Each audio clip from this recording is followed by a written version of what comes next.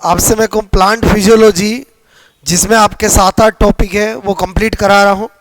और ये आपके एग्ज़ाम का वेरी इंपॉर्टेंट पार्ट है, बहुत समझने का है। और इससे लगभग एस्टिमेट 8 से 10 क्वेश्चन आएंगे। बात समझ ना। इससे पहले मैंने आपको एक जूलॉजी के अंदर लगभग 12-13 टॉपिक का एक लेक्चर डाला है, आपसे मैं उससे कवर हो गया। ऑल ओवर मैं कोशिश कर रहा हूँ कि पूरी कंप्लीट बायोलॉजी को मैं आपको 3 या 4 लेक्चर के अंदर पूरा बायोलॉजी करा दूँ, जिससे आप उनको कभी भी आपसे मैं को 2-4 बार स्टडी करके कॉन्फिडेंस ला सको कि हाँ आई कैन डू इट, मैं कर सकता हूँ, एग्जाम में बेटर से बेटर मैं कर सकता हूँ। ओके, तो आपसे मैं कह रहा हूँ यहाँ पर मैंने कहा कंप्लीट प्लांट फिजियोलॉजी के अंदर ये आपके सिलेबस में टॉपिक है। एक पादप जल संबंध, प्लांट वाटर रिलेशन, एक वाटर एब्जॉर्प्शन और एसेंट ऑफ सेप, एक ट्रांसपीरेशन वाष्पोत्सर्जन, एक फोटोसिंथेसिस और एक रेस्पिरेशन। ये दोनों तो बहुत इंपॉर्टेंट है, बिकॉज ये आपके ग्रेजुएशन में भी दे रखे हैं, उधर भी दे रखे हैं, तो इनसे तो पक्का क्वेश्चन आएंगे ज़्यादा। और एक प्लांट हार्मोन, क्लियर, ये आपके प्लांट फिजियोलॉजी का पार्ट है, जिससे 8 से 10 क्वेश्चन आएंगे। अभी 1-1.25 घंटे के अंदर मैं आपको तैयार करा दूंगा। और मेरा आपसे मैं करूँ एक्सपीरियंस है कि जो मैं बताऊंगा क्वेश्चन वहीं से आएंगे। बात समझो ना, मतलब मैंने आपसे कहा ना कि हम चीज़ों को डिटेल से पढ़ते हैं, वो एक अलग तरीका होता है। और देन एग्जाम जब देने जाते हैं तो कैसी क्या ऐसी चीज़ें हैं जो हमें दिमाग पे लेके जानी है, जिससे हमारा लॉजिक बैठ जाए। क्लियर, मैं फिर कोशिश करता हूँ कि आपसे मैं कोई सारे टॉपिक में आपको बहुत ही रैपिड फास्ट तरीके से 1 घंटे के अंदर तैयार करा दूं, ताकि आपसे में हर वो स्टूडेंट जो सेकंड ग्रेड का एग्जाम देने चाहता है, बोलो आपसे में को वो अगर इस लेक्चर को 2 बार भी सुन लेगा तो उसको बहुत सारी चीजें याद हो जाएगी। क्लियर, ओके, कोशिश करते हैं। सबसे पहले प्लांट वाटर रिलेशन, आपसे मैं कहूँ टॉपिक का नाम क्या है, बोलो प्लांट, आपसे मैं कह रहा हूं प्लांट वाटर, आपसे मैं कहूँ रिलेशन। ठीक है, पक्का आपको एग्जाम में 1 से 2 क्वेश्चन मिलेंगे पादप जल संबंध। ठीक है, जो पादप जल संबंध है, प्लांट वाटर रिलेशन है, आपसे मैं करूँ इसके लिए सबसे पहले आपको पता होना चाहिए, पहली चीज आपसे मैं कह रहा हूँ ओपी के बारे में। ओपी क्या होता है? Osmotic pressure. ठीक है, ये फंडा आपका क्लियर होना चाहिए। देखो परासरण दाब, आपसे मैं कहूँ परासरण दाब, क्लियर। तो मैंने कहा इसमें पहला वर्ड आ रहा है परासरण, क्या आ रहा है? परासरण, मतलब ऑस्मोसिस। तो आपको इतनी सी बात पता होनी चाहिए कि अर्ध पारगम्य झिल्ली, अर्ध मैंने कहा पारगम्य, आपसे मैं कहूँ झिल्ली, ठीक है, सेमी परमेबल मेम्ब्रेन, अर्ध पारगम्य झिल्ली से बोलो आपसे विलायक, विलायक मतलब बोले तो क्या? सॉल्वेंट, ठीक है, का के आपसे मैं को अणुओं का मॉलिक्यूल का अपनी आपसे मैं करूं अधिक मात्रा से कम मात्रा आपसे मैं कहूं की और जाना। ठीक है, क्या कहलाता है? बोलो ऑस्मोसिस कहलाता है। यानी ये फिनोमिना तभी होगी जब क्या होगी? बोलो सेमी परमेबल मेम्ब्रेन होगी, because semi permeable membrane only permeable for solvent. Clear, तो आपसे मैं कहूँ झिल्लियाँ वैसे 4 तरह की होती है, permeable membrane solute and solvent दोनों के लिए पारगम्य होती है। हमारी सेल बॉल जो होती है वो परमेबल मेम्ब्रेन का एग्जाम्पल होती है, जो सेमी परमेबल मेम्ब्रेन होती है वो ओनली सॉल्वेंट के लिए परमेबल होती है। और हमारी जो भी आर्टिफिशियल मेम्ब्रेन होती है, कॉपर फेरोसाइनाइड की झिल्ली होती है, वो सेमी परमेबल मेम्ब्रेन का एग्जांपल होती है। और जो सेलेक्टिवली परमेबल मेम्ब्रेन होती है वो सॉल्वेंट के लिए परमेबल होती है, बट सम सोल्यूट के लिए भी परमेबल होती है। और हमारी प्लाज्मा मेम्ब्रेन है, सेल मेम्ब्रेन है, बोलो आपसे मैं कहूँ ये जो आपकी होती है वो क्या होती है? बोलो सेलेक्टिवली परमेबल होती है। इसी तरह से मैंने कहा इम्परमेबल मेम्ब्रेन जो आपसे मैं कहूँ ना सोल्यूट और सॉल्वेंट दोनों के लिए परमेबल नहीं होती है। और लिग्निफाइड सेल वॉल जो होती है, लिग्नीकृत कोशिका भित्ति इम्परमेबल मेम्ब्रेन का एग्जाम्पल होती है। तो आपसे मैं कहूँ ऑस्मोसिस किसके लिए साथ होता है? एसपीएम। अब आपसे मैंने कहा ऑस्मोटिक प्रेशर क्या होता है? तो ये एक मैंने कहा अणुसंख्यक, आपसे मैं कह रहा हूं गुणधर्म। ठीक है, मैंने कहा कोलिगेटिव प्रॉपर्टी, क्या होता है? बोलो कोलिगेटिव, आपसे मैं कहूँ प्रॉपर्टी, ठीक है, अणुसंख्यक गुणधर्म होता है। बात समझ में आए? बोलो इसका मतलब क्या हुआ? ये केवल आपसे मैं कहूँ विलेय, बोलो विलेय, केवल विलेय मतलब क्या बोल रहा हूँ? सोल्यूट, क्लियर, के आपसे मैं कहूँ अणुओं की संख्या पर निर्भर आपसे मेरे को करता है। यानी अगर सोल्यूट होगा तो ये है, नहीं तो कभी नहीं होगा। इसका मतलब हुआ शुद्ध जल। क्लियर? शुद्ध जल का आपको कभी भी ऑस्मोटिक प्रेशर पूछे तो हमेशा क्या होगा? 0, बिकॉज प्योर वाटर के अंदर कभी भी आपका सोल्यूट होंगे ही नहीं। इसका मतलब आपसे मेरे को इसी तरह से ओपी के लिए बातें बताऊं तो मैंने कहा एक होता है तनु विलयन और एक होता है आपसे मेरे को सांद्र विलयन। क्लियर? अगर आपसे मुझे कोई कहे इन दोनों में किसका ओपी ज़्यादा होगा तो मैं आपसे कहूँगा कि सांद्र विलयन बोलो का जो ओपी होगा आपसे मैं कह रहा हूँ वो तनु विलयन से क्या होगा? ज़्यादा होगा। क्यों? क्योंकि इसमें सोल्यूट ज़्यादा होगा। बोलो आपसे मैं कह रहा हूँ सांद्र विलयन का ओपी तनु विलयन से क्या होगा? ज़्यादा होगा। जिसमें सोल्यूट ज़्यादा उसका ऑस्मोटिक प्रेशर ज़्यादा। क्लियर? इसका मतलब आपसे मैं कहूँ हेलोफाइट जो प्लांट्स होते हैं, बोलो हेलोफाइट लवणोद्भिद, लवणोद्भिद, मैंने कहा लवणोद्भिद, ठीक है, उनका क्या होता है? सबसे ज़्यादा आपसे मेरे को क्या होता है? बोलो ओपी होता है। ठीक है? और जो हेलोफाइट आप हाइड्रोफाइट होते हैं, हाइड्रोफाइट जो होते हैं, हाइड्रोफाइट मतलब जलोदभिद, ठीक है, जलोदभिद पादप जो होते हैं उनका ओपी क्या होता है? सबसे कम होता है। सबसे कम क्या होता है? बोलो ऑस्मोटिक प्रेशर होता है। एक तो आपको ये बातें पता होनी चाहिए। उसके बाद आपसे मैंने कहा कि ओपी का सूत्र क्या होता है? ओपी का सूत्र तो पराशरण दाब pi equal to i into C R T. ठीक है? तो आपसे मैं कह रहा हूँ i into C R T. यहाँ आई क्या है? बोलो वांट हॉप गुणांक। ठीक है? वांट हॉप आपसे मैं कहूँ गुणांक। क्लियर? और मैंने कहा बोलो सी क्या होता है? विलयन की, बोलो विलयन की सांद्रता। ठीक है? अक्सर बायोलॉजी में स्टूडेंट इसका रोल नहीं करते हैं तो गलत हो जाता है। आर तो आप जान समझ गए, बोलो सार्वत्रिक, मैंने कहा बोलो क्या? गैस नियतांक। ठीक है? और मैंने कहा टी क्या है? बोलो टेम्परेचर। बात समझ में? ताप। अब थोड़ा सा ध्यान से समझना, मैंने कहा यहाँ पर जैसे ये दो आपसे मैं कह रहा हूँ, उसके अलावा आपको क्या स्पेशल नोट ध्यान रखना है कि बोलो आपसे जल का जो प्रवाह है, जल का प्रवाह आपसे मैं को लो, ठीक है, ओपी से हाई ओपी, आपसे मैं को हाई ओपी, बोलो लो ओपी से हाई ओपी की और आपसे मैं कहूँ होता है। ठीक है? क्योंकि एक्चुअली जो ओपी होता है, बोलो वो होता ही क्या है? Water holding capacity. Water holding आपसे मैं कहूँ कैपेसिटी, यानी जिस विलयन का ओपी ज़्यादा होता है वो वहाँ से जल के अणुओं को जाने नहीं देता। आज सांद्र विलयन का ओपी क्या होता है? ज़्यादा होता है, तो तनु विलयन से सांद्र विलयन की ओर जल जाता है। इसका मतलब हुआ जल का प्रवाह हमेशा लो ओपी से हाई ओपी की ओर होता है। क्लियर? तो इस पे बेस अक्सर एग्जाम में क्वेश्चन आते हैं। जैसे मैंने एक एग्जांपल कराया, मैंने कहा ये दो प्लांट सेल है सपोजेड, बीच में क्या लगा हुआ? एसपीएम लगा हुआ है। यहाँ पर मैंने कहा 0.1 m बोलो NaCl है, और एक मैंने आपसे कहा यहाँ पर सपोजेड मैं आपसे कहूँ कि 0 पॉइंट आपसे मैं कहूँ यहाँ पर मैंने कहा 0 बोलो 0 पॉइंट आपसे मैं करूँ 1, ठीक है, और मैंने कहा यहाँ पर बोलो आपका बोलो ग्लूकोज है। ठीक है? और मैं आपसे कहूँ कि ये ए सेल है और ये बी है। ठीक है? तो जल आपसे मैं करूँ का बोलो प्रवाह, ठीक है, प्रवाह होगा, ऐसा मैंने आपसे पूछा है। क्लियर? ओके, तो ऑप्शन है बोलो ए से बी, एक है बोलो बी से ए, आपसे मैं कह रहा हूँ एक है बोलो नहीं होगा, प्रवाह नहीं होगा। क्लियर? ओके, तो आपसे मैं को एक दे दिया नन। अब क्या होता है कि स्टूडेंट अगर आपसे मैं करूं सोचे दोनों तरफ सांद्रता बराबर है तो नहीं होगा तो गलत हो जाएगा। देखो इस केस में आपको क्या सोचना है? ये पराशरण दाब एक का पराशरण दाब क्या होता है? आई इंटू सी आर टी। ठीक है? अब आई वॉन्ट ऑफ कोफिशिएंट होता है। आई कैसे निकाला जाता है? Number of ions. ठीक है? आइनों की संख्या के।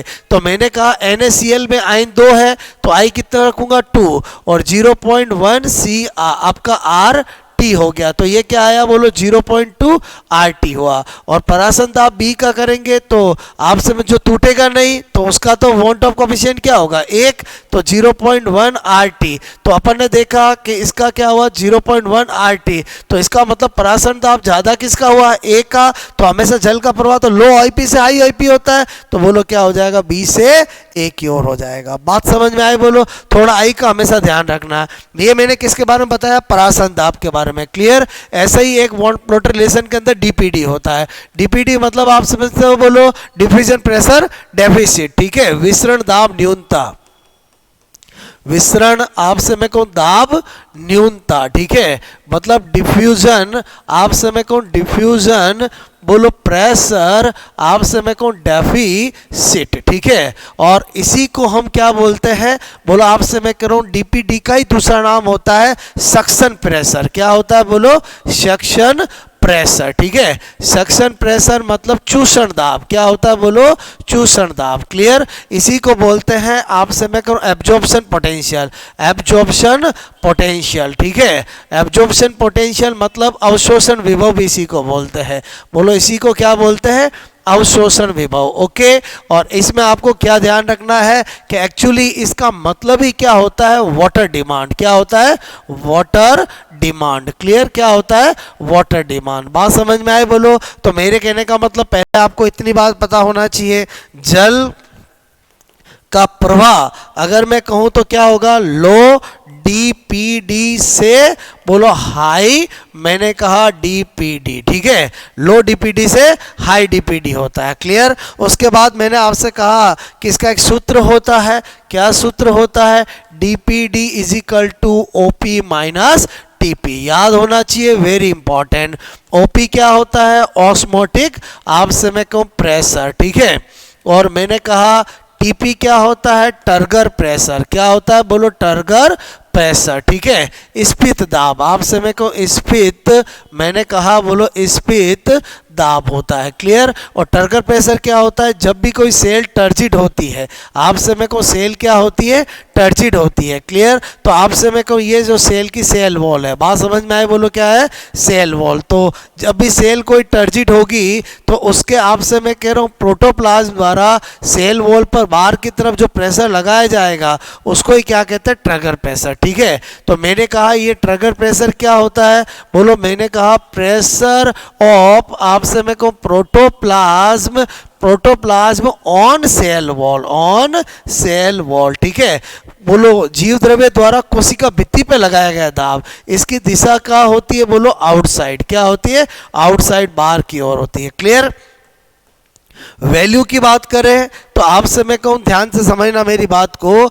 मैंने कहा बोलो फुली, ठीक है, फुली टर्जिड, अगर आप समय को टर्जिड कोई सेल है उसके लिए TP क्या होता है, OP के बराबर होता है, ठीक है। और मैंने कहा अगर कोई फ्लैसिड सेल है, ठीक है, फ्लैसिड सेल है उसका TP क्या होता है, 0 होता है। और अगर कोई प्लाज्मो आप समय को लाइसिड सेल है, ठीक है, प्लाज्मोलाइसिड सेल है तो उसका जो TP होता है वो इससे भी कम होगा, तो 0 से कम क्या होगा, नेगेटिव होगा। बात समझ में आए? ये आपको पता होना चाहिए। क्लियर? एक आपसे मैं कहूँ WP और होता है, WP को बोलते हैं वॉल प्रेशर, ठीक है। और वॉल प्रेशर आप समय को उल्टा होता है इसका, कि जब टर्जिड होती है तो वॉल वापस प्रोटोप्लाज्म में लगाती है। तो मेरे कहने पर प्लांट में क्या होता है, सेल वॉल होती है, इसलिए बोलो क्या होता है, वॉल प्रेशर जनरेट होता है। और वॉल प्रेशर जब भी होता है तो TP के बराबर होता है। इसलिए प्लांट में बोलो कभी भी प्लांट सेल कितनी भी टर्जिड हो जाएगी लेकिन कभी ब्लास्ट नहीं होगी। यही अगर एनिमल सेल हो तो एनिमल सेल के अंदर, एनिमल सेल को हम जब भी आपसे मैं कह रहा हूँ एनिमल सेल को जब भी हम हाइपोटोनिक सॉल्यूशन में रखते हैं तो पहले एंडोस्मोसिस होकर फिर सेल फट जाती है। क्यों फट जाती है, क्योंकि सेल वॉल नहीं है। तो बोलो आपका TP का बैलेंस WP नहीं करेगी, WP होगा ही नहीं। बात समझ में आए? ओके। फिर मैंने आपसे कहा कि आपको इतनी बात समझ में आए, ऐसे ही एक होता है वाटर पोटेंशियल। क्या होता है, वाटर पोटेंशियल, ठीक है। वाटर पोटेंशियल मतलब जल विभव। क्या होता है, जल विभव। बात समझ में आए? ओके। तो मेरे कहने का मतलब ये इसका साइन होता है। अब आपसे मैं करूँ यहाँ पर बोलो जल का प्रवाह जो है, जल का प्रवाह आपको पता होना चाहिए हाई, मैंने कहा वाटर पोटेंशियल से क्या होता है, लो वाटर पोटेंशियल। क्लियर। तो आपसे मैं करूँ एक्चुअली वाटर पोटेंशियल क्या होता है, माइनस डीपीटी के बराबर होता है। इसका मतलब डीपीटी का जस्ट उल्टा होगा। बोलो डीपीटी में जल का प्रवाह क्या था, लो से हाई था, तो इधर क्या होगा, हाई से लो होगा। एक तो बात आपको ये पता होनी चाहिए। उसके बाद आपसे मैं कह रहा हूँ इसका भी क्या होता है, एक सूत्र होता है। क्या होता है, water potential is equal to solute potential plus pressure potential. Clear. तो मैंने कहा यहाँ पर ये क्या है, बोलो मैंने कहा ये जल विभव। क्लियर। बोलो जल विभव। मैंने कहा ये क्या है, विलेय विभव। क्या होता है, विलेय विभव। विलेय विभव मतलब क्या होता है, सोल्यूट पोटेंशियल। क्या होता है, सोल्यूट पोटेंशियल। और ये क्या है, बोलो वाटर, आपसे मैं कहूँ वाटर पोटेंशियल। और मैंने कहा ये क्या है, बोलो प्रेशर पोटेंशियल मतलब दाब विभव। ठीक है, दाब विभव। ओके, प्रेशर आपसे मैं कहूँ पोटेंशियल। ओके। अब एक्चुअली क्या है, अपने को लगता है ये नया फॉर्मूला, जबकि ऐसा नहीं है।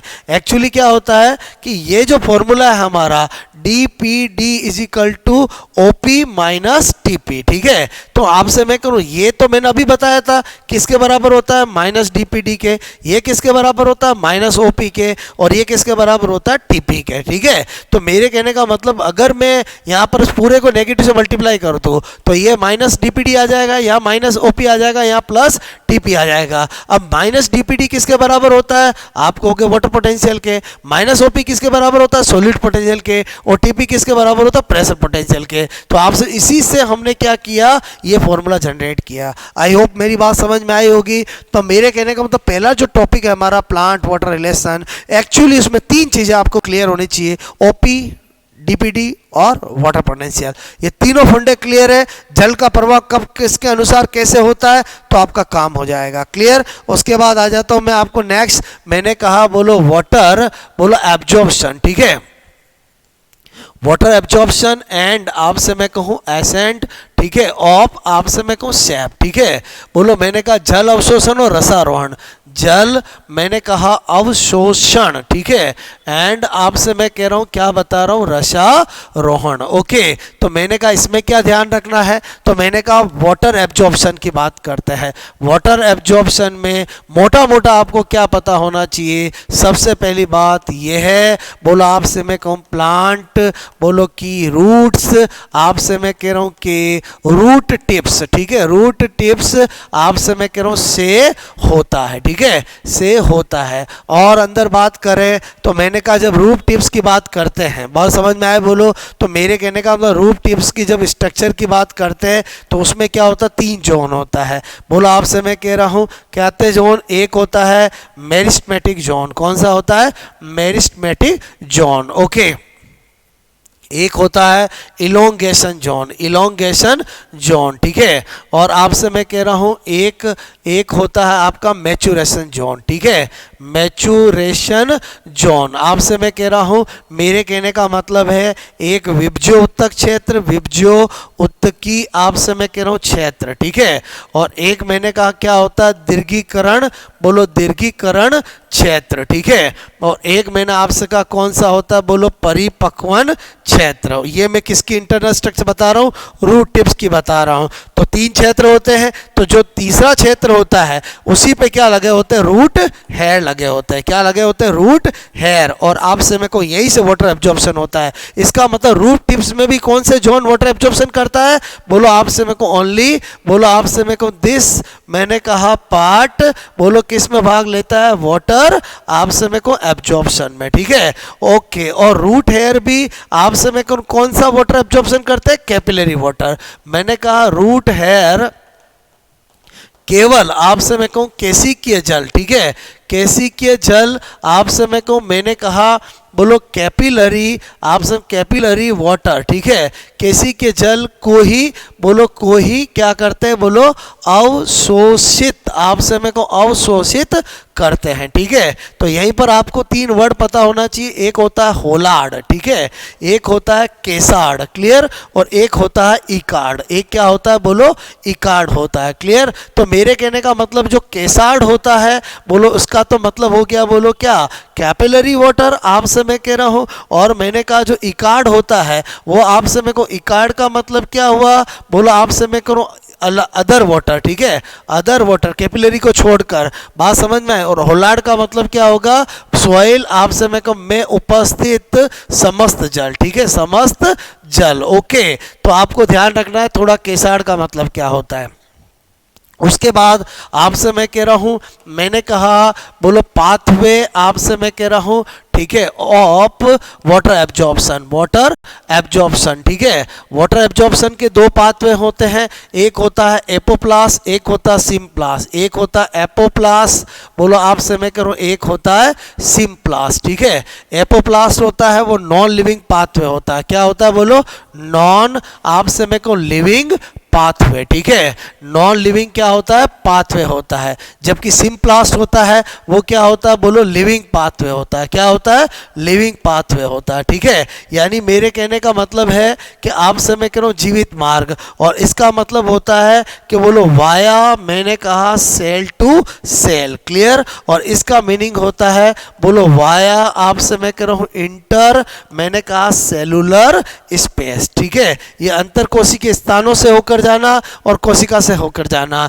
मुख्यतः मेन पाथवे कौन सा होता है, यही होता है, ठीक है। बोलो मैंने कहा मेन पाथवे। कभी भी आपसे पूछा जाए कि अधिकांश वाटर एब्जॉर्प्शन किस पाथवे से होता है, तो एपोप्लास्ट से होता है, क्लियर। ओके, उसके बाद मैंने कहा आपको वाटर एब्जॉर्प्शन में क्या ध्यान रखना है, टाइप्स ऑफ आपसे मैं कर रहा हूँ वाटर एब्जॉर्प्शन, ठीक है, वाटर एब्जॉर्प्शन। तो टाइप्स ऑफ वाटर एब्जॉर्प्शन के अंदर एक होता है एक्टिव, आपसे मैं कहूँ एक्टिव वाटर एब्जॉर्प्शन, बोलो वाटर आपसे मैं कहूँ एब्जॉर्प्शन, ठीक है। और एक होता है पैसिव वाटर एब्जॉर्प्शन, एक क्या होता है बोलो, पैसिव आपसे मैं कहूँ वाटर, ठीक है, एब्जॉर्प्शन। ओके, एक एक्टिव वाटर एब्जॉर्प्शन और एक क्या होता है पैसिव। ध्यान से समझो मेरी बात को। एक्टिव में क्या होता है बोलो, ऊर्जा आपसे मैं कहूँ खर्च, ठीक है, बोलो एटीपी के रूप में ऊर्जा खर्च होती है। और आपसे मैं कह रहा हूँ, मैंने कहा कोई ऊर्जा आपसे मैं कहूँ खर्च नहीं, ठीक है। तो मैंने कहा यहाँ पर बोलो आपसे इस टाइप से, बोलो आपसे मेरे को बहुत कम, ठीक है। और आपसे मैं करूँ यहाँ पर क्या बोल रहा हूँ, अधिकांश थे, बोलो अधिकांश थे आपसे मैं कहूँ, बोलो इसी आपसे प्रकार, ठीक है, इसी प्रकार का बोलो जल अवशोषण, ठीक है, जल अवशोषण आपसे मैं को होता है, ठीक है। किस टाइप का बोलो, पैसिव आपसे वाटर एब्जॉर्प्शन, जिसका कारण होता है बोलो वाष्पो उत्सर्जन, ठीक है। उसकी वजह से बोलो आपको कर्षण बल डेवलप होता है, जिसकी वजह से रूट पैसिवली बिना किसी एनर्जी के जल को अवशोषित करती है। बात समझ में? तो ये मैंने आपको 6 पॉइंट में वाटर एब्जॉर्प्शन बताया है। अब अपन बात करते हैं ascent of SAP. Ascent of SAP की बात करें, जिसको क्या बोलते हैं, रसारोहण। क्या बोलते हैं बोलो, रसारोहण। ओके, सबसे पहली बात क्या होता है इसका मीनिंग, तो मैंने कहा रूट जाइलम, ठीक है, रूट जाइलम से बोलो कहाँ पहुंचाना, बोलो लीफ आपसे मैं करूं जाइलम, ठीक है, तब आपसे मैं करूं वाटर को पहुंचाना क्या कहलाता है, एसेंट ऑफ सैप। बात समझ में? इसके पाथवे के लिए आपसे मैं कह रहा हूं किसने एक्सपेरिमेंट, बोलो ओ हर्टिंग, आपसे मैं कह रहा हूं ओ हर्टिंग, ठीक है, ने आपसे मैं कह रहा हूं ने क्या किया, बोलो रिंगिंग एक्सपेरिमेंट, ठीक है, रिंगिंग एक्सपेरिमेंट। आपसे मैं कहूँ वलय प्रयोग, तो कभी भी पूछा जाए वलय प्रयोग किसके लिए दिया गया है, एसेंट ऑफ सैप के लिए। क्लियर? आपसे मैं कह रहा हूँ क्या देखा गया कि ये एक प्लांट होता है, आपसे मैं को इसमें एक रिंग की फॉर्म में, बोलो आपसे मैं को एपिडर्मिस हटा दे, एंडोडर्मिस हटा दे, कॉर्टेक्स हटा दे, सब हटा दे, फिर भी आपसे मैं कह रहा हूँ क्या होता है, बोलो आपसे मैं कह रहा हूँ प्लांट, बोलो प्लांट आपसे मैं कह रहा हूँ मुरझाता, ठीक है, बोलो मैंने कहा मुरझाता, ठीक है, नहीं है। इसका मतलब श्योर हो गया कि वाटर एब्जॉर्प्शन में ये जितने भी आपसे अदर सेल होती है उनका कोई रोल नहीं है, वाटर एब्जॉर्प्शन तो हमेशा बोलो जाइलम से ही होता है। क्लियर? उसके बाद आपसे मैं कहूँ आपको क्या पता होना चाहिए कि बोलो वाटर एब्जॉर्प्शन, आपसे मैं कह रहा हूँ जो एसेंट ऑफ सैप है वो आपसे इसकी बेस्ट थ्योरी, ठीक है, मैंने कहा बेस्ट आपसे मैं कहूँ थ्योरी, ओके, ऑफ आपसे मैं कहूँ ऑफ एसेंट ऑफ सैप, ठीक है, एसेंट ऑफ सैप। रसारोहण की सबसे अच्छा सिद्धांत कौन सा है, तो आपसे मैं कहूँ वो है ट्रांसपीरेशन, बोलो ट्रांसपीरेशन, मैंने कहा पुल थ्योरी, ठीक है, ट्रांसपिरेशन पुल थ्योरी मतलब वाष्पो उत्सर्जन कर्षण सिद्धांत, ठीक है, वाष्प उत्सर्जन कर्षण सिद्धांत। मेरे कहने का मतलब है जिसी को हम दूसरा नाम बोलते हैं, बोलो कोहेसिव, मैंने कहा एडेसिव, बोलो फोर्स, आपसे मैं कहूँ थ्योरी, ठीक है, कोहेसिव एडेसिव फोर्स थ्योरी मतलब मेरे कहने का मतलब है संसंजन, मैंने कहा आसंजन बल सिद्धांत, ठीक है, बल सिद्धांत जो कि डिक्सन और जोली ने दिया है, आधुनिक सिद्धांत है। बोलो किसने दिया है, मैंने कहा डीजे मतलब डिक्सन एंड आपसे मैं कहूँ जोली ने दिया है। क्या कहा इन्होंने कहा ये कोई भी प्लांट होता है, आपसे मैं कहूँ उसकी ये लीफ होती है जिससे ट्रांसपिरेशन की फिनोमिना होती है। कौन सी फिनोमिना होती है, बोलो ट्रांसपिरेशन, ठीक है। ट्रांसपिरेशन होने से क्या होता है, इसकी जो मीजोफिल सेल होती है, आपसे मैं कह रहा हूँ उसमें क्या होता है, ऑलवेज क्या रहता है, हाई डीपीडी, क्या रहता है, हाई डीपीडी, क्लियर। उस हाई डीपीडी की वजह से यहाँ पर एक कर्षण बल उत्पन्न होता है जिसको वाष्प उत्सर्जन कर्षण बोलते हैं। क्या बोलते हैं, बोलो वाष्प उत्सर्जन कर्षण, ठीक है, बल बोलते हैं। और जिसकी वजह से क्या होता है, आपसे जल के अणु ऊपर जाते हैं। बात समझ में आए, बोलो ओके। और उसका प्रभाव यहाँ तक रहता है। तो मेरे कहने का मतलब ये वाटर के मॉलिक्यूल है, ये इस आपसे स्टेम के बोलो से किस फोर्स से जुड़े होते हैं, एडेसिव, आपसे मैं कहूँ एडेसिव फोर्स, क्लियर। और वाटर के मॉलिक्यूल आपस में किससे जुड़े हुए हैं, कोहेसिव फोर्स, ठीक है। तो मेरे कहने का मतलब ये तो 70 बोलो एटमॉस्फेयर के आसपास होता है और ये लगता है बोलो 20 एटमॉस्फेयर। तो अगर मैं किसी चीज़ को खींचूं और जो आपस में जुड़ी हुई है वो ज़्यादा प्रेशर से जुड़ी हुई है तो वो ऊपर तो जाएगी, लेकिन आपस में ये वाटर के मॉलिक्यूल बोलो एक दूसरे से जुड़ना छोड़ेंगे नहीं। तो इसका मतलब हुआ इस थ्योरी से बोलो आपसे मेरे को एसेंट शेप को समझाया। आपको एक ही क्वेश्चन आता है, रसारोहण का सबसे अच्छा सिद्धांत कौन सा है, तो आपको पता होना चाहिए वाष्प उत्सर्जन पुल थ्योरी या कोहेसिव एडेसिव फोर्स थ्योरी। किसने दी है, डिक्सन और जोली ने दी है, क्लियर। उसके बाद आपसे मैं कह रहा हूं अगला यूनिट की बात करते हैं, ट्रांसपीरेशन। किसकी बात करते हैं, ट्रांसपीरेशन, ठीक है। ट्रांसपीरेशन मतलब वाष्पो उत्सर्जन, ठीक है, वाष्पो उत्सर्जन इंपॉर्टेंट टॉपिक है। आपको पहले तो इसका मीनिंग पता होना चाहिए। प्लांट के एरियल पार्ट मतलब वायवीय भाग से जल का वाष्प के रूप में निकलता, ठीक है। बोलो आपसे मेरे को पादप के बोलो मैंने कहा वायवीय भागों आपसे मेरे को से जल का मैंने कहा वाष्प के रूप में निकलना, ठीक है, निकलना। तो मेरे कहने का मतलब है आपको पता होना चाहिए ये एक जैविक प्रक्रिया है। बोलो जैविक प्रक्रिया, बायोलॉजिकल प्रोसेस है। बात समझ, क्योंकि हम किसी पॉट में अगर बोलो आपसे जल रख देंगे वो भी वेपराइज हो जाएगा, बट वो एक भौतिक प्रक्रिया है। ये क्या है, एक बायोलॉजिकल प्रोसेस। आपसे मैं करूँ बायोलॉजिकल, मैंने कहा प्रोसेस, बोलो जैविक प्रक्रिया है, ठीक है, जैविक प्रक्रिया है जिसमें जीवित सेल भाग लेती है। उसके बाद मैंने आपसे कहा कि रंध्रीय वाष्पोत्सर्जन, ठीक है, रंध्रीय वाष्पोत्सर्जन आपसे मेरे को सबसे ज़्यादा, ठीक है, सबसे ज़्यादा आपसे मेरे को होने वाला ठीक है वाष्पोत्सर्जन है, ठीक है। तो मेरे कहने का मतलब है दोस्तों वाष्पोत्सर्जन तो 3 तरह के होते हैं, एक स्टोमेटल होता है, एक क्यूटिकुलर होता है, एक लेंटिकुलर होता है। जो वातरंध्रीय वाष्पोत्सर्जन होता है वो बहुत कम होता है, बोलो 0.1%, क्योंकि वातरंध्र का मेन कार्य गैसों का विनिमय करना होता है। क्यूटिकुलर बहुत कम होता है, बोलो आपसे मैं कहूँ 1 से 3% होता है। जबकि जो आपका स्टोमेटल है रंध्रीय वाष्पोत्सर्जन वही मेनली होता है, जो आपसे मैं कहूँ लीप पर उपस्थित रंध्रों द्वारा होता है। इसका मतलब हुआ कि हमें थोड़ा स्ट्रक्चर ऑफ स्टोमेटा, आपसे मेरे को स्ट्रक्चर ऑफ बोलो मैंने कहा बोलो स्टोमेटा, रंध्र की संरचना का आइडिया होना चाहिए, रंध्र की संरचना, ओके। रंध्र की संरचना देखें तो आपसे में अक्सर एग्जाम में क्वेश्चन आ जाता है, बोलो रंध्र के अंदर 2 तरह की सेल होती है, एक गार्ड सेल होती है और एक मैंने कहा क्या होती है, बोलो सब्सिडरी सेल होती है, क्लियर। ये सब्सिडरी सेल, ये गार्ड सेल है। अब गार्ड सेल की जो अंदर वाली वॉल होती है वो क्या होती है, बोलो थिक होती है, ठीक है, क्या होती है, बोलो थिक होती है। बात समझ में आई, बोलो। तो यहाँ पर बोलो काम ध्यान देने वाली चीज़ क्या है कि आपसे मैं करूँ this one is guard cell, ये क्या है, बोलो गार्ड सेल सेल, ठीक है। गार्ड सेल मतलब क्या हुई, बोलो रक्षक कोशिका, ओके। उसके बाद मैंने कहा ये क्या है, बोलो सबसिडियरी आप समय को सेल। सबसिडियरी सेल का मतलब क्या हुआ, सहायक कोशिका, ठीक है, सहायक कोशिका, ओके।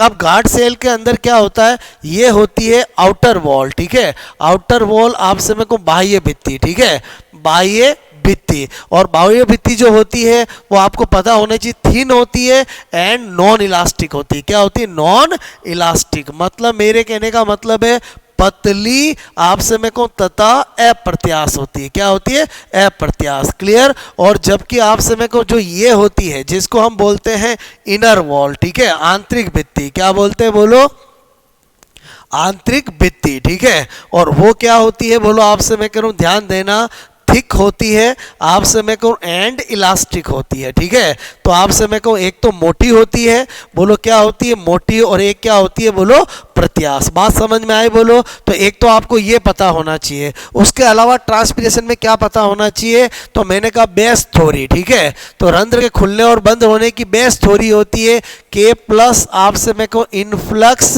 आप समय को थ्योरी, ठीक है, या जिसको हम आयन विनिमय सिद्धांत कहते हैं। बोलो आयन एक्सचेंज थ्योरी, आयंस, बोलो मैंने कहा एक्सचेंज थ्योरी, क्लियर। आयन विनिमय सिद्धांत, बोलो मैंने कहा आयन विनिमय आप समय को सिद्धांत, ठीक है, या इसी को बोलते हैं लेविट थ्योरी। क्या बोलते हैं, लेविट आप समय को सिद्धांत, ठीक है।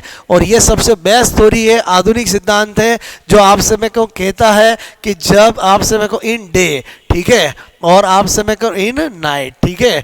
डे के अंदर क्या होता है, बोलो आप सब, क्योंकि स्टोमेटा का खुलना एक एक्टिव प्रोसेस है और बंद होना एक पैसिव प्रोसेस है, तो इतना सा ध्यान रखो। दिन में क्या होता है, एक तो फोटो आप समय करो फोस्फो राइलेशन, ठीक है, बोलो फोटोफॉस्फोराइलेशन रहता है। एक मैंने कहा ऑक्सीडेटिव आप समय करूं फोस्फो, ठीक है, फोस्फोराइलेशन, ठीक है। बोलो ये दोनों प्रक्रियाएं होती है, इसलिए क्या होता है, high ATP production, high ATP production, ठीक है। ये माइटोकॉन्ड्रिया में, ये क्लोरोप्लास्ट में, ठीक है। आप समय को ये लाइट रिएक्शन में होता है और ये तो श्वसन में होता है, एटीपी प्रोडक्शन होता है। और हाई एटीपी प्रोडक्शन की वजह से क्या होता है, बोलो आपसे मैं कह रहा हूँ, बोलो मैंने कहा गार्ड सेल पे पोटेशियम हाइड्रोजन पंप जो होते हैं वो क्या होते हैं, एक्टिव रहते हैं। आपसे पोटेशियम पंप क्या होते हैं, ओपन होते हैं, आपसे मैं कह रहा हूँ। और जिसकी वजह से क्या होता है कि सबसिडियरी आपसे मैं कह रहा हूँ सेल, ठीक है, सबसिडियरी सेल, और मैंने कहा ये गार्ड सेल। बात समझ में आए, तो सबसिडियरी सेल से गार्ड सेल में के प्लस आता है और गार्ड सेल से एच प्लस कहा जाता है, बाहर जाता है। और आपसे मैं कह रहा हूँ ये गार्ड सेल में एच प्लस कहाँ से आएगा, तो एक तो ये आपसे मैं हाई एटीपी जो है वो एक तो सोडियम पोटेशियम पंप को क्या करेंगे, ओपन करेंगे, और दूसरा गार्ड सेल के अंदर, गार्ड सेल के अंदर क्या करते हैं, मेलिक एसिड आपसे मैं कह रहा हूँ को मेलेट आपसे मैं को आयन प्लस मैंने कहा H प्लस में तोड़ते हैं, तो ये H प्लस वापस इधर जाते हैं और यहाँ आता है। तो अल्टीमेटली क्या होगा, गार्ड सेल में K प्लस और मेलेट आयन आपसे मैं कह रहा हूँ मिलकर के पोटेशियम मेलेट बनाएंगे। और पोटेशियम मेलेट एक सॉल्ट होता है, बोलो लवण होता है, लवण जल में घुला होता है। तो बोलो दिन में क्या होता है, गार्ड सेल की ऑस्मोटिक कॉन्सेंट्रेशन बढ़ जाएगी तो अंदर वाटर आएगा एंडोस्मोसिस से, और बोलो आपके स्टोमेटा क्या हो जाते हैं, ओपन। और रात में केवल ऑक्सीडेटिव फॉस्फोराइलेशन होगा, एटीपी के लेवल डाउन होगा, तो आपसे मैं कहूँ बोलो स्टोमेटा क्या हो जाएंगे, क्लोज हो जाएंगे। तो इस तरह से बेस्ट एग्जाम थ्योरी कौन सी है, बोलो यही है, क्लियर। तो आपसे मेरे को इसके अलावा आपको क्या पता होना चाहिए, फैक्टर्स मैंने कहा अफेक्टिंग आपसे मेरे को अफेक्टिंग ऑफ ट्रांसपीरेशन, ठीक है। तो ट्रांसपीरेशन के फैक्टर भी इंपॉर्टेंट है, इसलिए आपको थोड़ा पता होना चाहिए। नंबर 1 आपसे मेरे को प्रकाश की तीव्रता, सीधी सी बात है, इंटेंसिटी ऑफ लाइट ज़्यादा होगी तो आपसे मेरे को रेट, बोलो वाष्प उत्सर्जन की दर जो है, बोलो वाष्प उत्सर्जन की दर, रेट ऑफ ट्रांसपीरेशन, वाष्प उत्सर्जन की दर जो है वो बोलो प्रकाश की तीव्रता की क्या होगी, डायरेक्टली प्रोपोर्शनल। प्रकाश की तीव्रता की क्या होती है, डायरेक्टली प्रोपोर्शनल, क्लियर। इसी के साथ मैंने कहा ताप, ठीक है। तो ताप भी आपसे मेरे को जितना टेम्परेचर ज़्यादा उतना बोलो आपका रेट ऑफ ट्रांसपीरेशन भी ज़्यादा। फिर मैंने कहा CO2 CO2 का प्रभाव, ठीक है। तो आपको पता होना चाहिए कि बोलो वाष्पोत्सर्जन की जो दर है, बोलो दर है आपसे मैं कहूँ वो CO2 की, बोलो आपसे CO2 की मात्रा के क्या होता है, विद कर्मानुपाती होता है। CO2 की मात्रा ज़्यादा होगी तो क्या होगा, ट्रांसपिरेशन बंद हो जाएंगे, इसलिए इसको एंटी ट्रांसपीरेशन आपसे मैं कह रहा हूँ गैस, प्रतिवाष्पोत्सर्जक गैस भी कहते हैं। क्या कहते हैं, बोलो प्रति, मैंने कहा वाष्पोत्सर्जक गैस भी कहते हैं। उसके बाद मैंने आपसे कहा कि बोलो नंबर फोर्थ, ठीक है। नंबर फोर्थ में क्या है, आर्द्रता का प्रभाव, ठीक है। आर्द्रता का प्रभाव आपको पता होना चाहिए कि बोलो वाष्पोत्सर्जन की जो दर है वो आर्द्रता के भी क्या है, इनवर्सली प्रोपोर्शनल, ठीक है।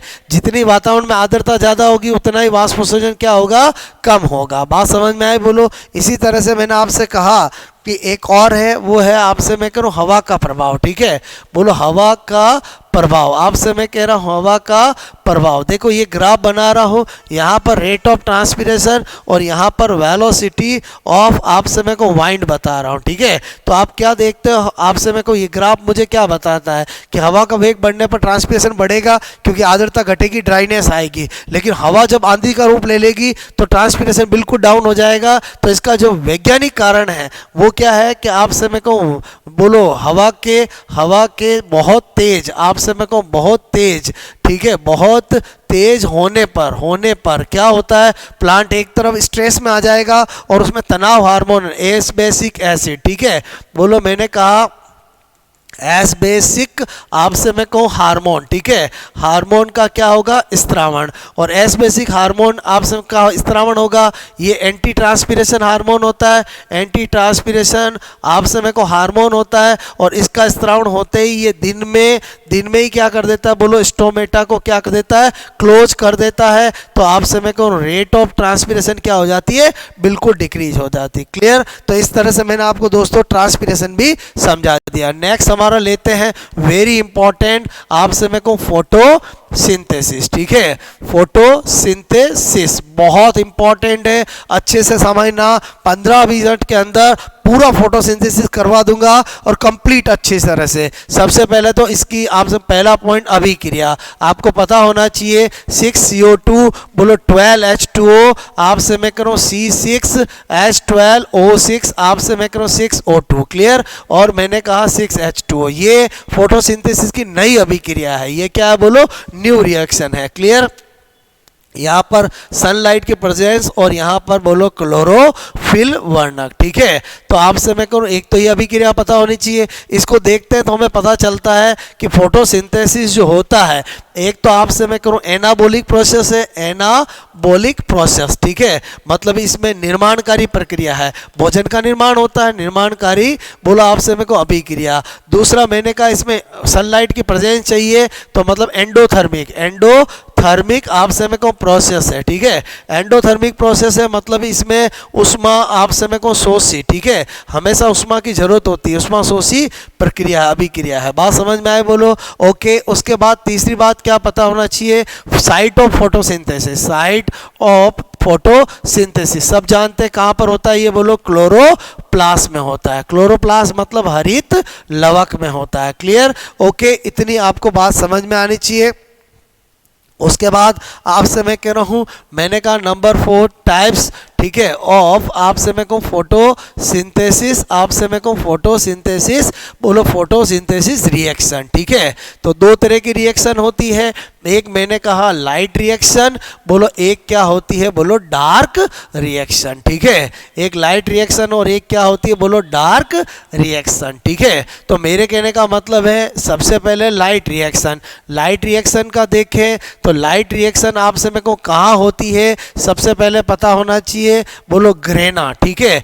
पर आपसे ग्रेना पर क्यों होती है, क्योंकि ग्रेना पर ही पिगमेंट सिस्टम फर्स्ट और पिगमेंट सिस्टम सेकंड दोनों आपसे मैं कह रहा हूँ ग्रेना, ठीक है, ग्रेना पर उपस्थित। और ग्रेना होता क्या है, बोलो ग्रुप ऑफ आपसे मैं कहूँ थैलेकोइड, ठीक है, थैलेकोइड। आपसे इससे पहले मैंने क्लोरोप्लास्ट में आपको स्ट्रक्चर में आइडिया होना चाहिए। जो क्लोरोप्लास्ट होता है डबल मेम्ब्रेन बाउंडेड होता है, जिसमें बहुत सारी ये थैलेकोइड होती है, बोलो आपसे मैं कह रहा हूँ, ठीक है। तो ये है थैलेकोइड, आपसे मैं कहूँ थैलेकोइड, और ग्रुप ऑफ थैलेकोइड ये क्या होता है, ग्रेना, और दोनों ग्रेना को जोड़ने वाला कौन होता है? इंटरग्रेना। और ये अंदर माल मसाला क्या होता है? स्ट्रोमा। क्लियर? क्या होता है? जो डार्क रिएक्शन का स्थल होता है। क्लियर? अब आपसे मैं कहूँ इस ग्रेना पर ही क्या होते हैं? Pigment system first and pigment system second. आपको पता होना चाहिए, आरपीएससी का फेवरेट है, पिगमेंट सिस्टम फर्स्ट का क्रिया केंद्र बोलो रिएक्शन सेंटर, बोलो आपसे मैं कह रहा हूँ एक्शन सेंटर को भी पूछे P700। क्लियर? या इसी को क्या लिख सकते हैं? Chlorophyll A700। आपसे मैं को पिगमेंट सिस्टम सेकंड का अगर आपसे पूछा जाए क्रिया केंद्र तो आपसे मैं को क्या होता है? P बोलो मैंने कहा 680। क्लियर? या क्लोरोफिल A680। वेरी इंपॉर्टेंट है, यहाँ से सेकंड ग्रेड में अक्सर क्वेश्चन पूछा गया है। आप खुद इतने बड़े हो गए, आप मुझे बताओ जब भी आप लाइफ में फर्स्ट डिवीजन आए तब ज़्यादा नंबर आए कि सेकंड डिवीजन आए तब ज़्यादा नंबर आए? तो पिगमेंट सिस्टम फर्स्ट का क्रिया केंद्र P700 और इसका बोलो P680। बात समझ में आए? बोलो ओके। उसके बाद मैंने कहा एक्चुअली लाइट रिएक्शन क्या होती है? तो लाइट रिएक्शन क्या होती है कि हमें पता है कि डार्क रिएक्शन में हमें भोजन का निर्माण करना है, यानी ग्लूकोज का निर्माण करना है, तो उसके लिए चाहिए केमिकल एनर्जी। उसके लिए क्या चाहिए? Chemical energy. तो अब लाइट रिएक्शन में क्या होता है कि बोलो हम सोलर एनर्जी को पहले किस में कन्वर्ट करते हैं? केमिकल एनर्जी में करते हैं। तो मेरे कहने का मतलब है कि लाइट रिएक्शन, आपसे मैं कहूँ लाइट रिएक्शन, ठीक है, में बोलो लाइट रिएक्शन में मैंने कहा सोलर एनर्जी, ठीक है, सोलर एनर्जी आपसे मैं कह रहा हूं को बोलो केमिकल एनर्जी, ठीक है, केमिकल एनर्जी। केमिकल एनर्जी का मतलब होता है बोलो एटीपी एंड NADPH2, ठीक है, के रूप में बोलो बदला आपसे मैं कहूँ जाता है, ठीक है, जिसे हम क्या कहते हैं? बोलो मैंने कहा फोटोफॉस्फोराइलेशन मैंने कहा उसी को क्या कहते हैं? बोलो आपसे प्रकाश, बोलो फोटोफॉस्फोरिलीकरण, मैंने कहा फॉस्फोरिलीकरण, क्या कहते हैं उसी को? फोटोफॉस्फोरिलीकरण, यानी फोटोफॉस्फोराइलेशन कहते हैं। ओके, और जो कि दो प्रकार का होता है, एक साइक्लिक और एक नॉन साइक्लिक। बात समझ में आए? तो मेरे कहने का मतलब है एक तरफ अगर हम देखें चक्रीय, आपसे मैं कह रहा हूं मैंने कहा फोटोफॉस्फोरिलीकरण, मैंने कहा रीलीकरण, ठीक है, और एक तरफ देखें हम चक्रीय, ठीक है, एक तरफ साइक्लिक और एक तरफ नॉन साइक्लिक। तो मेरे कहने का मतलब नंबर 1 इसमें बोलो केवल मैंने कहा केवल पिगमेंट सिस्टम फर्स्ट ही भाग लेता है, ठीक है, भाग लेता है। और मैंने कहा इसमें पिगमेंट सिस्टम फर्स्ट और सेकंड दोनों भाग लेते हैं। इसमें मैंने कहा बोलो आपसे मैं कहूँ pigment system first and pigment system second दोनों मैंने कहा भाग लेते हैं। सबसे पहले मोटी मोटी बात ये आपको पहला पता होना चाहिए। दूसरा बोलो एक साइक्लिक फोटोफॉस्फोराइलेशन होता है, एक बार आपसे मैं कह रहा हूं इसके होने से मैंने कहा केवल बोलो केवल 2 ATP का प्रोडक्शन होता है, 2 ATP का बोलो मैंने कहा उत्पादन, ठीक है, होता है। और मैंने कहा इसके आपसे मैं करूं एक बार, ठीक है, एक बार आपसे मैं को होने से मैंने कहा बोलो 1 ATP आपसे प्लस मैंने कहा 2 मोल NADPH2 प्लस 1 O2 का उत्पादन होता है, ठीक है, उत्पादन आपसे मैं को होता है। तीसरा पॉइंट अगर मैं साइक्लिक के अंदर देखूं तो इसमें कोई जल का प्रकाश अपघटन फोटोलाइसिस ऑफ वाटर नहीं होता है। मैंने कहा इसमें बोलो जल का मैंने कहा प्रकाश अपघटन, ठीक है, प्रकाश मैंने कहा अपघटन, ठीक है, बोले तो फोटो आपसे मैं कहूं लाइसिस, ठीक है, ऑफ वाटर आपसे मैं कहूं नहीं बोलो नहीं होता है। क्लियर? और इसमें क्या बोल रहा हूं बोलो आपसे मैं को इसमें बोलो जल का मैंने कहा जल का प्रकाश अपघटन, ठीक है, प्रकाश अपघटन बोलो फोटोलाइसिस ऑफ वाटर आपसे अपघटन फोटोलाइसिस ऑफ वाटर होता है। मतलब मेरे कहने का मतलब है इसमें आपका जल के अणु इस तरह से आपसे में को टूटते हैं, ओके, और आपसे में को यहाँ पर वेरी इंपॉर्टेंट Mn+2 और Cl आयन की मस्ट रिक्वायरमेंट होती है, अक्सर एग्जाम में ये पूछा जाता है। क्लियर? और ये टूटना सनलाइट की प्रेजेंस में होता है, इसलिए इसको फोटोलाइसिस ऑफ वाटर कहते हैं। उसके बाद मैंने कहा फोर्थ पॉइंट इसे बोलो आपसे मैं को जेड स्कीम बोलो जेड स्कीम आपसे मैं को नहीं कहा जाता है, नहीं कहा जाता है। क्लियर? जबकि इसे आपसे मेरे को जेड स्कीम, ठीक है, जेड स्कीम कहा जाता है। अगर आपको कभी पूछा जाए जेड स्कीम किसको कहते हैं, बोलो आपसे मेरे को नॉन साइक्लिक को कहते हैं। तो यहाँ पर हमने क्या देखा कि बोलो हमने साइक्लिक, बोलो आपका जो मैंने कहा लाइट रिएक्शन है उसका पूरा सार बता दिया मैंने। अब आपसे मैंने कहा लाइट रिएक्शन किसके लिए करते हैं, डार्क रिएक्शन के लिए। डार्क रिएक्शन में हमारा क्या टारगेट है, 1 मोल ग्लूकोज का निर्माण, 1 मोल ग्लूकोज का निर्माण या 6 मोल CO2 का फिक्सेशन करना है। 6 मोल CO2 का फिक्सेशन करना है, 1 मोल ग्लूकोज का निर्माण करना है। कितनी केमिकल एनर्जी की रिक्वायरमेंट है, 18 ATP और 12 NADPH2, जिसका प्रोडक्शन कहां पर होगा, लाइट रिएक्शन में। चलो देखते हैं कितनी बार साइक्लिक चलानी, कितनी बार नॉन साइक्लिक चलानी है। बोलो मैंने कहा हमारा टारगेट क्या है, हमें क्या करना, 18 ATP क्लियर प्लस 12 NADPH2 चाहिए ही चाहिए मुझे डार्क रिएक्शन में, ठीक है। तो मैंने कहा एक बार नॉन साइक्लिक चलता है तो बोलो 2 NADPH2 का प्रोडक्शन होता है, तो 12 के लिए 6 बार इसको चलना पड़ेगा। अच्छा 6 बार चलेंगे तो 6 ATP भी मिल जाएंगे। तो मैंने कहा अब 18 में से 6 मिल गए तो 12 चाहिए, तो इसमें एक बार में कितने मिलते हैं, 2, तो इसको भी कितनी बार चलाएंगे, 6 बार। तो यहाँ पर एक बात बहुत इंपॉर्टेंट है कि फोटोसिंथेसिस में लाइट रिएक्शन कितनी बार होती है, 6 बार। बोला आपसे मैं करूँ मतलब साइक्लिक कितनी बार होता है, 6 बार। नॉन साइक्लिक कितनी बार होता है, 6 बार। मतलब 6 का बहुत बड़ा रोल है, क्योंकि 6 बार ये होगी, 6 बार ये होगी तो वो एनर्जी का प्रोडक्शन हो जाएगा, और उस एनर्जी का प्रोडक्शन हो जाएगा तो फिर हम क्या करेंगे, बोलो डार्क रिएक्शन करेंगे। Clear, dark reaction. अब आपसे मैं कहूँ डार्क रिएक्शन का मतलब क्या होता है, केमिकल एनर्जी का यूज करके, केमिकल एनर्जी का यूज करके ग्लूकोज का निर्माण करना या CO2 का फिक्सेशन करना। बात समझ में, मैंने कहा केमिकल एनर्जी, केमिकल एनर्जी आपसे मैं कह रहा हूँ का यूज करके, आपसे मैं कह रहा हूँ, मैंने कहा बोलो 1 मोल आपसे मैं कहूँ ग्लूकोज, ठीक है, का आपसे मैं को निर्माण, ठीक है, या मैं बोलूँ 6 मोल बोलो CO2 का फिक्सेशन, ठीक है, फिक्सेशन आपसे मैं को करना, क्या कहलाता है, डार्क रिएक्शन। तो हमने क्या देखा कि डार्क रिएक्शन का नाम डार्क रिएक्शन क्यों है, बिकॉज आपसे मैं कहूँ डार्क रिएक्शन लाइट पर डिपेंड नहीं करती है, तो इसलिए इसको डार्क रिएक्शन कहते हैं। आपसे मैं कहूँ इसको क्या कहते हैं, डार्क रिएक्शन या ब्लैकमैन रिएक्शन भी कहते हैं। क्या कहते हैं, बोलो आपसे मैं कहूँ ब्लैकमैन, बोलो मैंने कहा रिएक्शन भी, ब्लैकमैन रिएक्शन भी कहते हैं। ओके, बात समझ में आई, बोलो। अब मैंने कहा ये 3 टाइप्स की होती है, आपसे मैं को टाइप्स का देखें तो एक होती है C3 साइकिल, बात समझ में आए, बोलो। एक होती है C4 साइकिल और एक होती है CAM साइकिल, ठीक है। तो आपको मैं अभी एक चार्ट के अंदर बता दूंगा कि आपको क्या ध्यान रखना है। इधर ले लेता हूं मैं, बोलो पॉइंट्स। क्लियर, थोड़ी मेरी बात को समझना, मैं आपको क्या बता रहा हूं थोड़ा सा समझने की कोशिश करना, आपका काम बहुत आसान हो जाएगा, ठीक है। इधर ध्यान दो, मैंने कहा पहला पॉइंट, ठीक है, मैंने लिखा प्रथम उत्पाद, प्रथम उत्पाद, फर्स्ट प्रोडक्ट, ठीक है।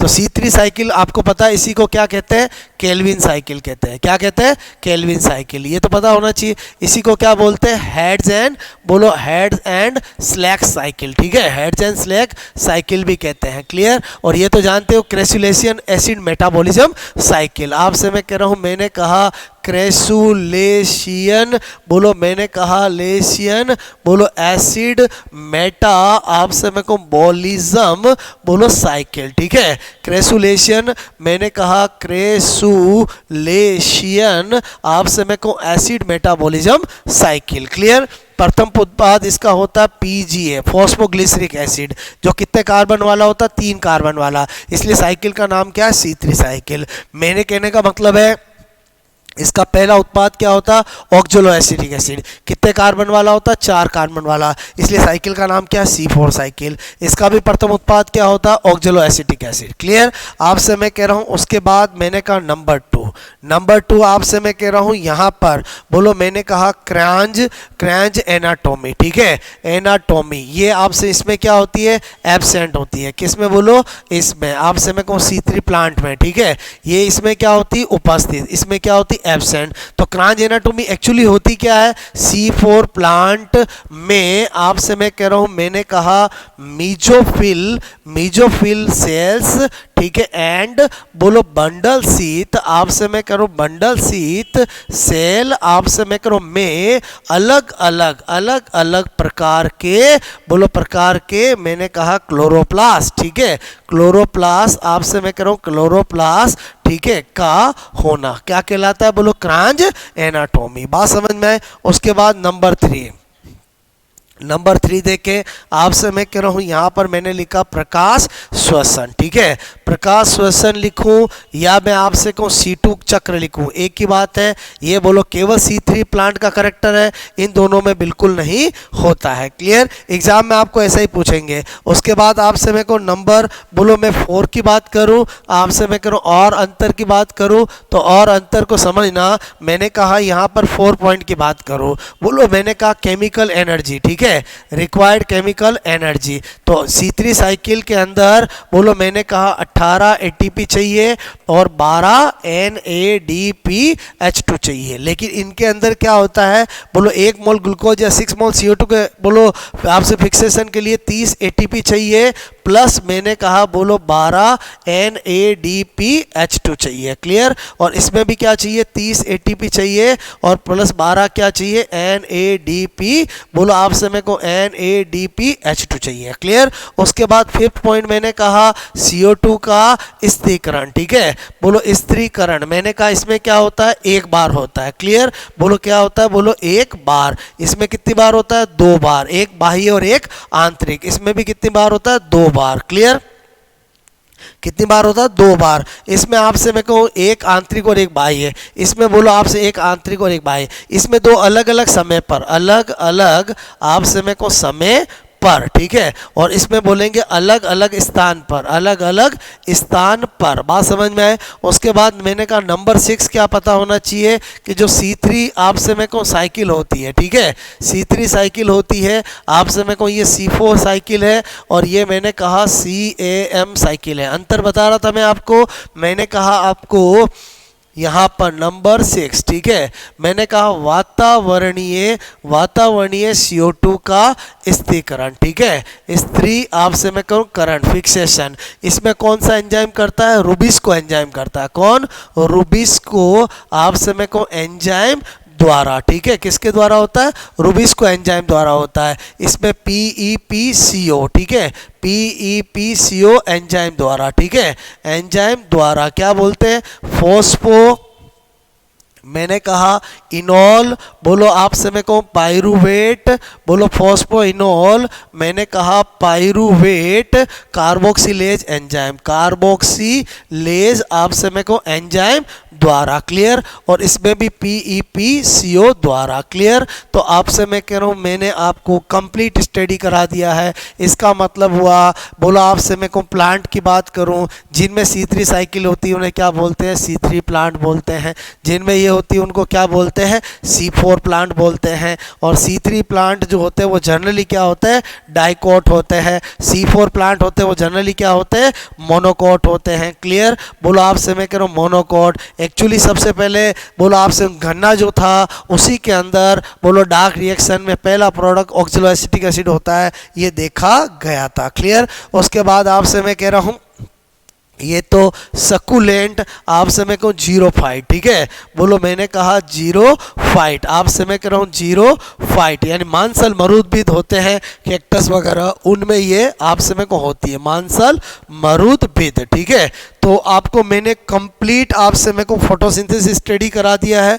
आई होप आपको मेरी बात समझ में आई होगी। अगर आप इतना सा भी फोटोसिंथेसिस का फंडा दिमाग में ले जाते हो, आपका क्वेश्चन गलत नहीं होगा, ये मेरी गारंटी है। क्लियर? क्योंकि मुझे पता है आपके पूछते क्या है। बोलो फर्स्ट प्रोडक्ट पूछ लेते हैं आपसे, मेरे को लाइट रिएक्शन में क्या होता है, डार्क रिएक्शन में क्या होता है, सब कुछ बता दिया। क्लियर? नेक्स्ट अपन लेते हैं बोलो रेस्पिरेशन। अगेन बहुत ज़्यादा इंपॉर्टेंट है श्वसन। ठीक है, तो मैंने कहा सबसे पहले तो आपको पता होना चाहिए इसकी भी अभिक्रिया। आपसे मैं करूं अभिक्रिया की बात करूं तो अभिक्रिया आपको पता होना चाहिए C6H12O6, बोलो मैंने कहा 6O2 change of 6CO2 plus आपसे मैं कहूँ CO2 और लॉट ऑफ एनर्जी। इसका मतलब यहाँ से मुझे क्या पता चला कि ये अभिक्रिया एक तो कैसी होती है, कैटाबोलिक, आपसे मैं कह रहा हूँ रिएक्शन, ठीक है।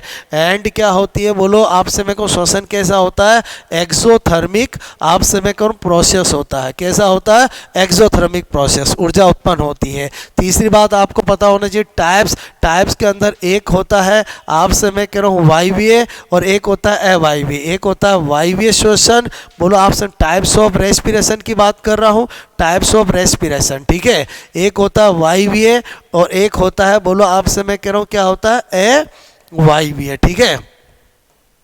यानी एरोबिक, आपसे मैं कह रहा हूँ एरोबिक रेस्पिरेशन और एक होता है बोलो एन एरोबिक रेस्पिरेशन। तो एरोबिक रेस्पिरेशन में आपको क्या पता होना चाहिए बोलो, आपसे मैं O2 की उपस्थिति में, ठीक है। और आपसे मैं कहूँ ये क्या होता है, O2 की एब्सेंस, अनुपस्थिति में, बोलो बात समझ में, एब्सेंस मतलब अनुपस्थिति में, बात समझ में आए बोलो। उसके बाद आपसे मैंने कहा इसमें क्या होता है बोलो, अधिक ऊर्जा आपसे मेरे को उत्पन्न, ठीक है। और इसमें मैंने कहा बोलो लगभग 38 ATP, क्लियर। इसमें बोलो कम ऊर्जा आपसे मेरे को उत्पन्न, ठीक है, लगभग आपसे मेरे को 2 ATP, बात समझ में आए। और इसमें मैंने कहा आपको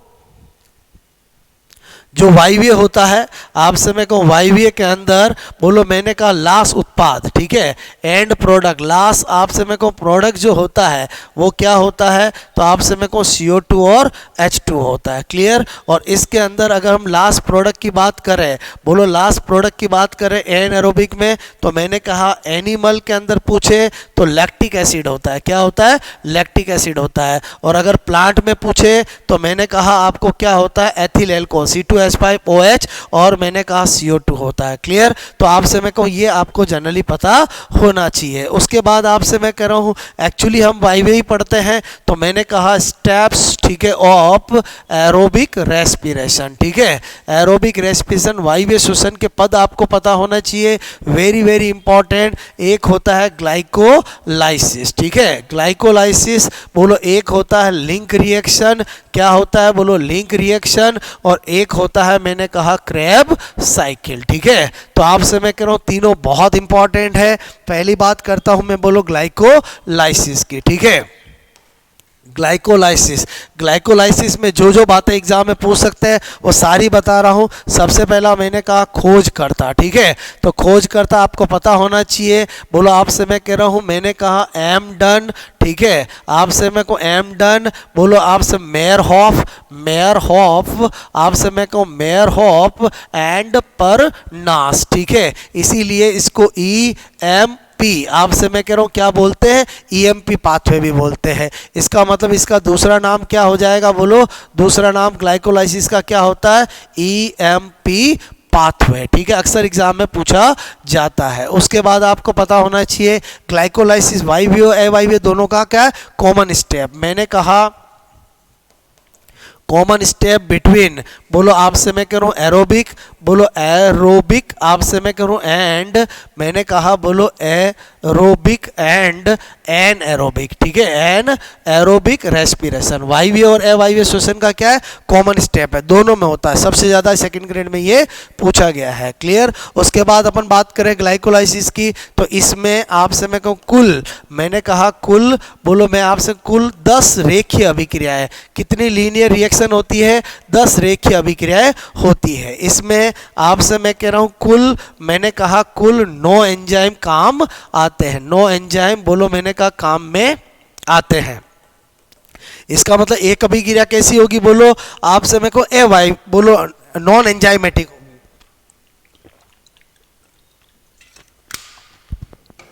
ओके, नंबर 6 मैंने कहा आपको ग्लाइकोलाइसिस जो होती है इसमें न तो O2 यूज आती है, ठीक है, और मैंने कहा न ही बोलो CO2 उत्पन्न होती है, CO2 उत्पन्न होती है, क्लियर। मैंने कहा न तो O2 यूज आती ना ही CO2 उत्पन्न होती है, इसलिए ये एरोबिक और एनारोबिक की क्या होती है बोलो, कॉमन स्टेप होती है, क्लियर। उसके बाद नंबर 7 मैंने कहा एक ट्रिक ध्यान रखना, इसमें 136 710, ठीक है, यानी जो पहली और तीसरी स्टेप ऐसी होती है जिसके अंदर बोलो आपसे मेरे को एक ATP क्या होता है, खर्च होता है, ठीक है। और मैंने कहा 7वीं और 10वीं स्टेप ऐसी होती है जिसमें दो दो आपका एटीपी क्या होता है, उत्पन्न होता है। बोलो बात समझ में आए। और छठी स्टेप ऐसी होती है जिसमें 2 मोल NAD से 2 मोल NADH2 का प्रोडक्शन होता है। बात समझ में आए बोलो। ओके,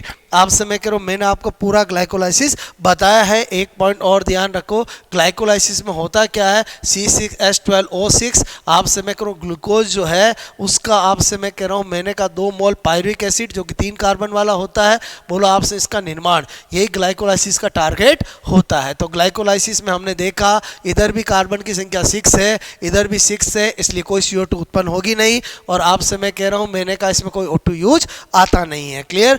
अब आपसे होता क्या है कि 2 मोल पायरुविक एसिड बन गया। अब लेकिन क्या होता है कि जो माइटोकॉन्ड्रिया होता है उसमें क्रेब साइकिल होनी है। तो माइटोकॉन्ड्रिया की आउटर मेम्ब्रेन तो क्या होती है, पायरुविक एसिड के लिए 3 कार्बन वाले पायरुविक एसिड के लिए परमेबल होती है, लेकिन इनर मेम्ब्रेन परमेबल नहीं होती है। तो अगर इसको अंदर भेजना है तो अपने को क्या करना पड़ेगा, लिंक रिएक्शन करनी पड़ेगी। क्या करनी पड़ेगी बोलो, लिंक रिएक्शन। तो लिंक रिएक्शन आपसे मैं कहूँ या गेटवे रिएक्शन, ठीक है।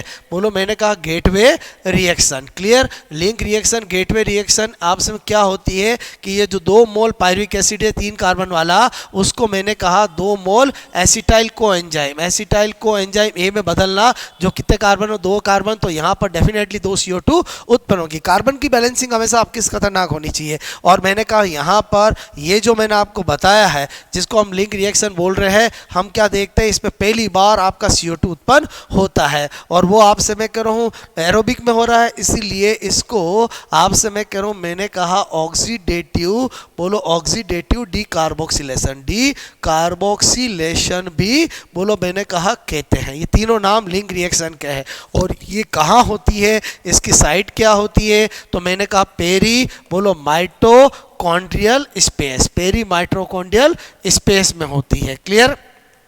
ओके, तो आपसे मैं कहूँ ये लिंक रिएक्शन हुई। उसके बाद आपसे मैं करूँ क्या होगा, बोलो क्रेब साइकिल। क्या होगा, बोलो क्रेब साइकिल, ठीक है। तो मैंने कहा क्रेब चक्र की बात करें तो आपसे मैं करूँ क्रेब चक्र। क्लियर। सबसे पहली बात क्रेब साइकिल के लिए आपसे मैं कह रहा हूँ इसकी साइट कहाँ होती है, तो हम कहेंगे बोलो माइटोकॉन्ड्रिया, ठीक है। माइटोकॉन्ड्रिया आपसे मैं कह रहा हूँ कि मैट्रिक्स में होती है। किस में होती है, मैट्रिक्स में, ठीक है। दूसरी बात आपको पता होना चाहिए, खोज करता, तो माइटोकॉन्ड्रिया आपसे मैं कह रहा हूँ क्रेब साइकिल का खोज करता कौन है, हैंस क्रेब है। कौन है, बोलो हैंस क्रेब है, इसलिए नाम क्या है, क्रेब साइकिल। तीसरी बात आपसे मैं कह रहा हूँ क्रेब साइकिल जो है आपसे मैं कह रहा हूँ इसके अंदर आपको ये पता होना चाहिए कि जब जब क्रेब साइकिल होगी आपसे मैं को एक साइक्लिक प्रोसेस है, एक क्या है, साइक्लिक प्रोसेस है। तो आपसे मैं को क्रेब साइकिल के अंदर फर्स्ट प्रोडक्ट, प्रथम उत्पाद जो है, आपसे मैं को प्रथम उत्पाद जो होता है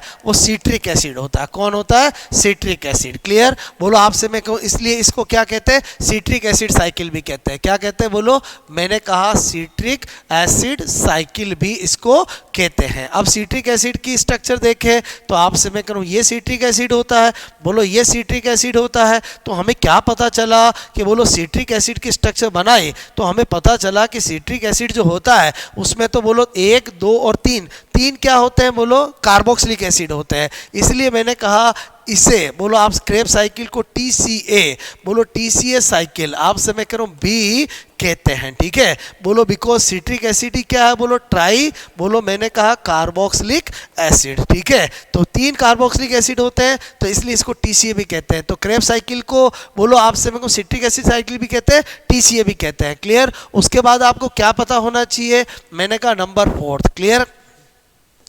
एक बार आपसे मैं कहूँ जब, ठीक है, एक बार जब मैंने कहा क्रेब चक्र, ठीक है, क्रेब आपसे मैं कहूँ चक्र चलता है, ठीक है, चलता है आपसे, तो मैंने कहा क्या क्या होता है, बोलो एक ATP का प्रोडक्शन होता है, 3 मोल आपसे मैं कहूँ NADH2 का उत्पादन होता है और 1 मोल FADH2 का उत्पादन होता है। क्लियर। और अब अपन ने देखा कि आपसे मैं कह रहा हूँ ये आपके अंदर तो 2 मोल एसिटाइल कोएंजाइम आएंगे तो क्रेब साइकिल कितनी बार चलेगी, 2 बार। अतः आपसे मैं कहूँ 2 बार मैंने कहा क्रेब चक्र, ठीक है, क्रेब चक्र चलने पर, ठीक है, चलने पर बोलो क्या होगा, रास्ते में 2 बार ही चलेगी तो डबल कर देंगे, 2 एटीपी का प्रोडक्शन, 6 NADPH2 का प्रोडक्शन, NADH2 का प्रोडक्शन और ऑप्शन 2 FADH2 का प्रोडक्शन। बस ध्यान रखना फोटोसिंथेसिस के अंदर NADPH2 बनते हैं और श्वसन के अंदर NADH2 बनते हैं। क्लियर?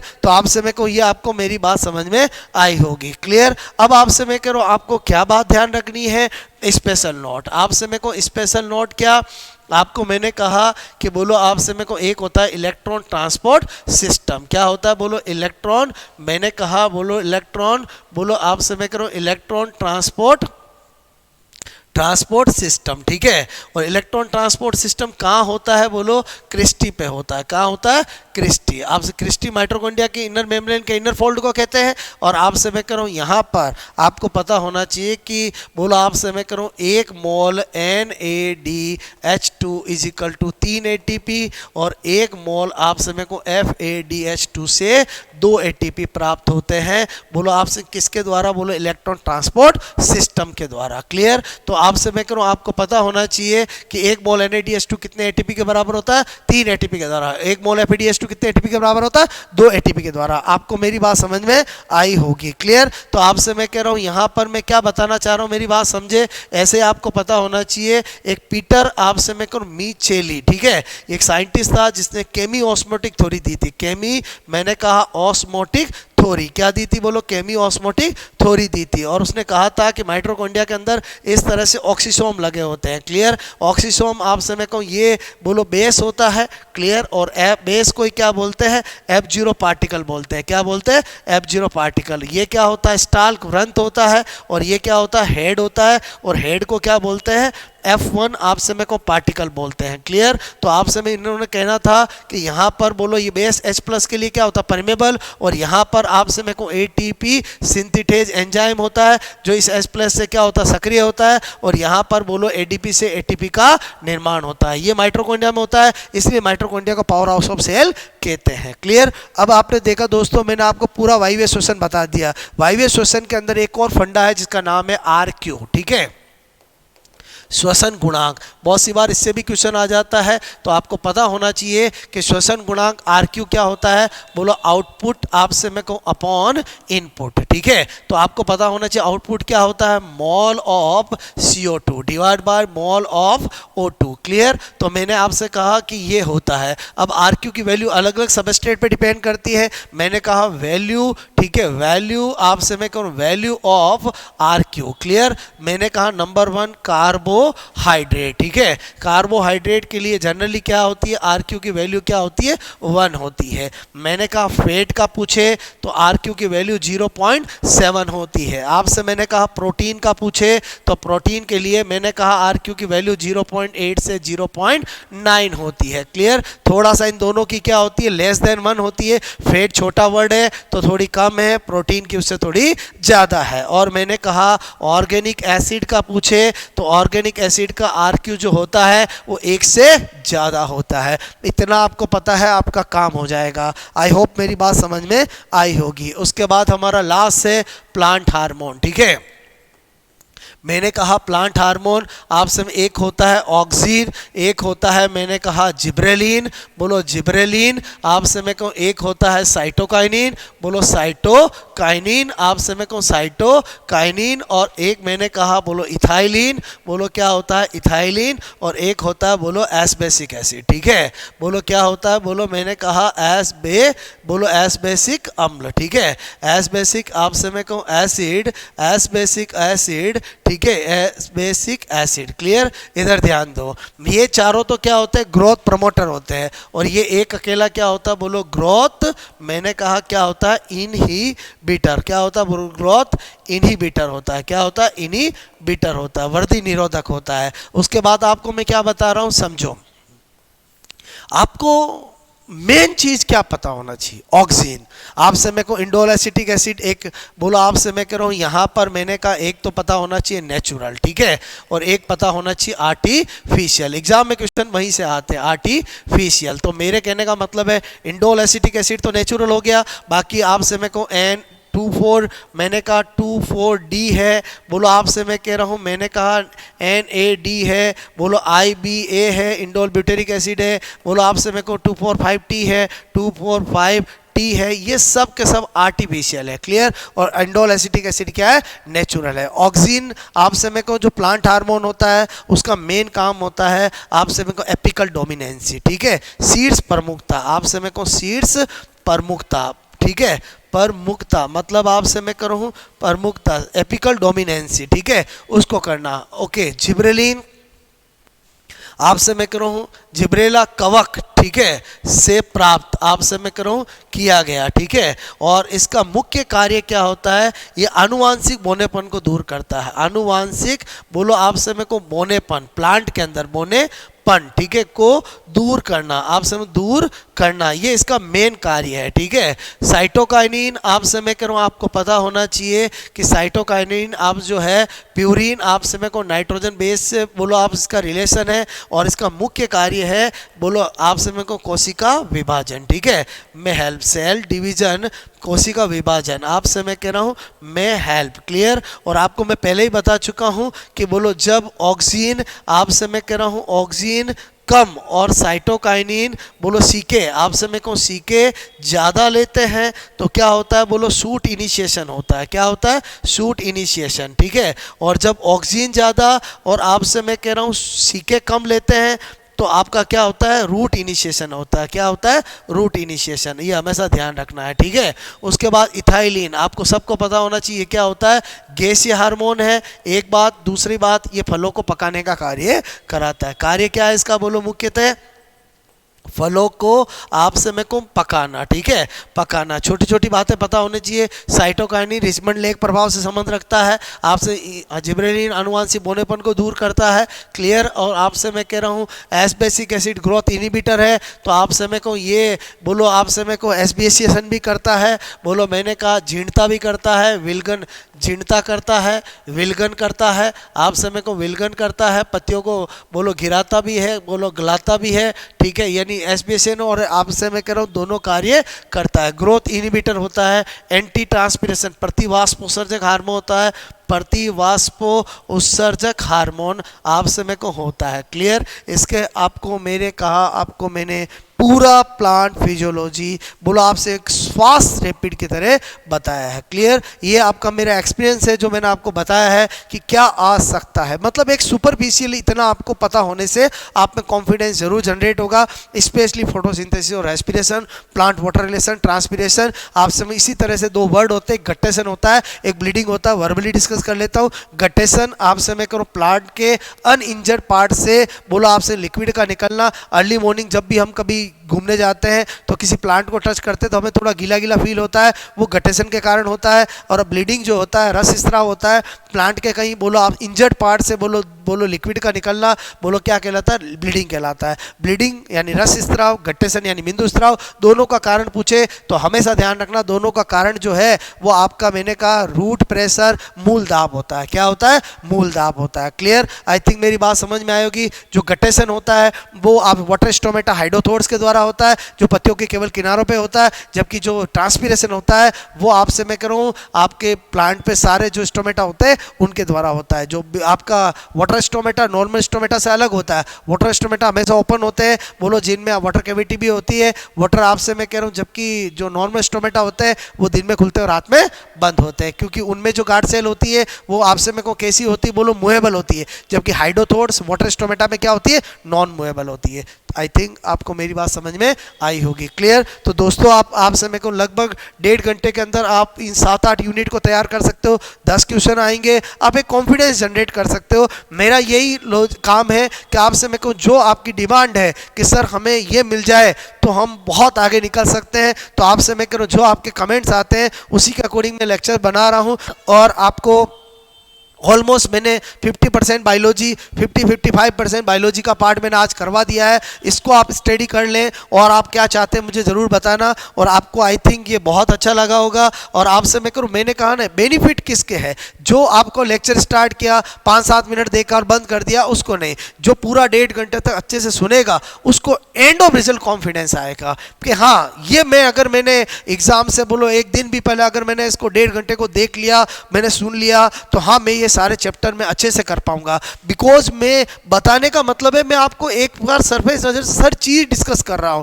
ओके, आई होप समझ में आया होगा। जरूर आप मुझे कमेंट्स करके बताएं कि आपको ये कैसा लगा। ओके, और भी आपकी कोई नीड है कि सर मुझे बायोलॉजी का ये पार्ट भी करा दो तो हमारा काम आसान हो जाएगा, कल मैं वो भी करवा दूंगा। Clear? Okay, best of luck, मस्त रहो और आपसे पढ़ते रहो। ओके, कोई स्ट्रेस नहीं लेना, क्योंकि जितना कूल माइंड से स्टडी करते हैं तभी हमें सक्सेस मिलती है। कल भी मैंने एक बात कही थी, सबसे पहले मन को जीतो, एग्जाम तो वैसे ही जीत जाओगे। Okay, bye.